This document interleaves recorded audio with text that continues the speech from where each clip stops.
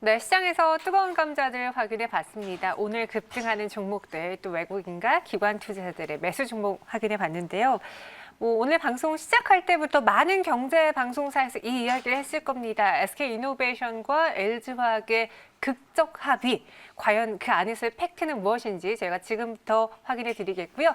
이외에 여러분들이 갖고 있는 종목은 샵 2034 주식콜센터로 미리 상담 접수해 주세요. 그럼 저희는 박수호 기자 먼저 만나보도록 하겠습니다. 어서 오세요. 네, 안녕하세요. 네, 안녕하세요.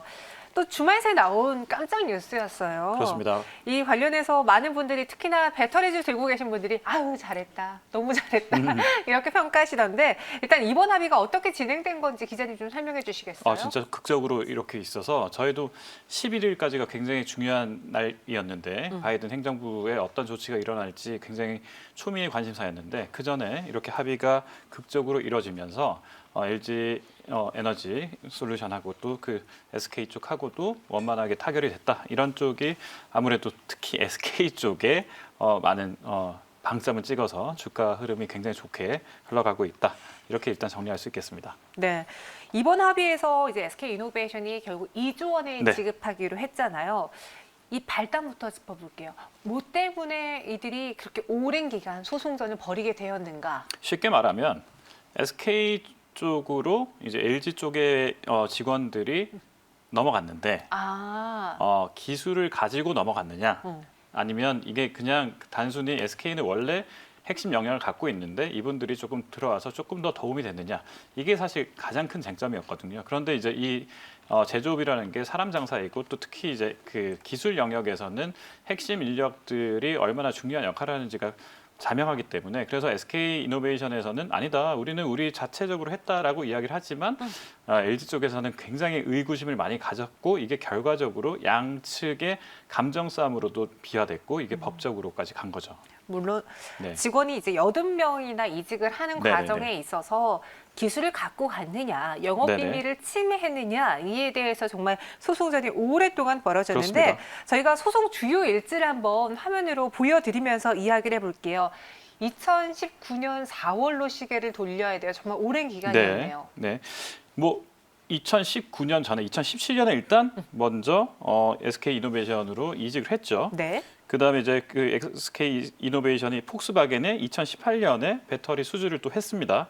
그러면 이제 이때 업계 1위는 LG 에너지 지금 LG화학 에너지 솔루션인데 SK이노베이션이 이직한 직원들을 통해서 LG의 납품가를 알았다. 이렇게 이야기가 나왔고 그래서 최저 가격을 입찰 후에 수주에 성공했다. 이렇게 생각을 한 겁니다. 그러니까 LG 입장에서는 우리가 얼마에 입찰을 할지를 가격을 다 알고 SK 쪽에서 사람을 빼가서 이 입찰에 들어가서 폭스바겐 거를 수주를 했다라고 지금 강력히 의심을 한 거고 이것 때문에 그래서 서울 경찰청에까지 이렇게 저 고소를 했죠. 그래서 SK이노베이션은 같은 해 서울중앙지법에 LG 에너지 솔루션이 자기들의 명예를 훼손했다. 맞아요. 이렇게 손배 소송까지 제기하는 등 서로 이제 굉장히 이제 옥신각신하다가 이게 이제 국제적으로도 이제 좀 번졌어요. 그렇죠. SK이노베이션은 같은 해 9월에 미국인의 ITC 그러니까 국제무역위원회라고 하는데 여기에 LG 에너지 솔루션을 상대로 특허 침해 소송을 제기했습니다. 이렇게까지 포함을 하니까 야 이게 처음에는 한국에 있는 경찰서 정도를 가고 뭐 고소하고 이 정도였다고 생각을 했는데 네. 너무 크게 된 거죠. 국내에서 번진 그 갈등이 네. 2019년부터 본격화하면서 미국 ITC로 네네네. 소송이 제기가 됐다. 그렇습니다. 그러면서 결국 이런 결과가 나왔는데요. 사실 중간중간 해결을 위해서 양측이 노력을 많이 했다고 들었어요. 예, 일단 저희가 그 2019년이죠. 이럴 때 사실 그 수장들입니다. 그 2019년 9월 3일입니다. 이때 네. 신학철 LG 에너지 솔루션 부회장 그리고 또 SK 이노베이션에서는 김준 그 당시에 총괄 사장이 이렇게 CEO 회동을 할 정도였습니다. 이 정도면 거의 그래도 최고의 수장과 수장이 만났으니까 어느 정도 합의나 타결이 될 것이 아니냐 이렇게 이야기를 했었습니다만 사실은 전쟁이 더 장기화될 수밖에 없었다. 합의점을 잡지 못했다 이런 이야기가 있었고요. 이게 결과적으로 고객사와 정치권까지 비화됐어요. 그래서 뭐 그때 정세균 국무총리까지 나서서 SK랑 LG랑 정말 부끄럽다. 빨리 합의해라 이런 이야기가 나왔었고요.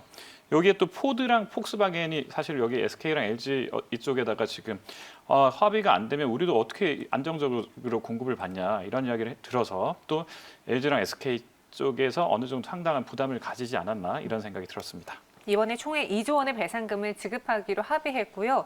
이제 국내에서 진행한 관련 분쟁을 모두 취하하고 앞으로 10년간 추가 쟁송을 하지 않겠다. 네. 정말 딱 그냥 지지부진하게 끌지 말고 네네. 여기서 일단락을 시킨 그런 모양새인데 이번에 결정적으로 어떻게 바이든 대통령의 그 결정이 나오기 한 하루 이틀 전에 이 그렇죠. 결말이 나온 네네. 배경이 뭐였을까요? 이게 일단 뭐 제가 봤을 때는 SK 입장에서는 소송에서 확실하게 불리해졌습니다. 네. 이게 왜냐하면 이 서울중앙지법에서 SK 이노베이션이 LG 에너지 솔루션을 상대로 제기한 손해배상 청구 소송을 원고 패소했다 이렇게 표현을 했습니다. 그러면 이게 이제 SK 편을 들어주지 않은 거죠.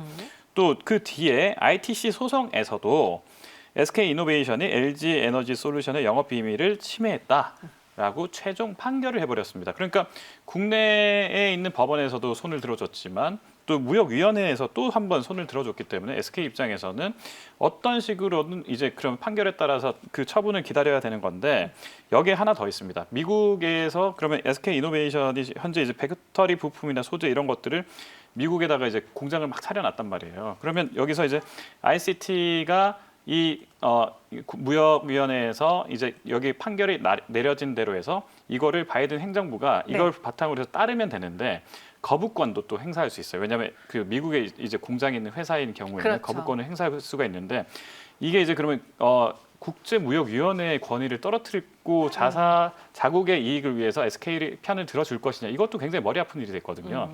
이랬을 때 거부권 행사하는 날짜가 11일이면 바로 전날에 그러면 SK랑 LG랑 다시 만나서 처음에 LG는 3조 원을 불렀고 네. SK는 1조 원을 불렀는데 그래 딱 2조로 하자. 딱 이렇게 된 거죠. 아, 서로의 딱 가운데 네네네. 2조로 결정을 냈네요. 말씀하신 것처럼 미국 입장에서도 사실 이 두 회사 간의 싸움이 미국 내 공장을 보유하고 있고 또 일자리라던가 예. 무언가로 연결 지어질 수 있기 때문에 빨리 합의를 보길 원했을 거예요. 그렇습니다. 그래서 이제 이 거부권도 변수였기 때문에 그 전날 결정이 나온 것인데 그럼 이제 주가를 봐야겠습니다. 예. 이 뉴스가 나오고 나서 증권가에서 SK 이노베이션의 리스크들이 많이 해소되었다. 모두 다 그렇습니다. 긍정적으로 평가하더라고요. 참 조금 이제 애매한 게 뭐냐면 네. 이렇게 되면 양사가 다 좀 올랐으면 좋잖아요. 네. 근데 LG화학은 초반에 막 오르다가 조금 이렇게 지금 약간 떨어지는 추세인데 SK 이노베이션은 막 올랐단 말이에요. 그러면 이제 이게 이제 그 증권가에서 어떻게 받아들이냐를 봤을 때 네. 일단은 3조를 부른 LG 쪽에서 조금은 좀 아쉬운 결과가 아니었느냐를 지금 주가가 반영하고 있지 않느냐 이렇게 생각을 좀 할 수가 있겠고요. SK는 반대로 한 1조를 좀 아꼈다라고 네. 생각할 수 있기 때문에 이 부분이 좋은 거고요.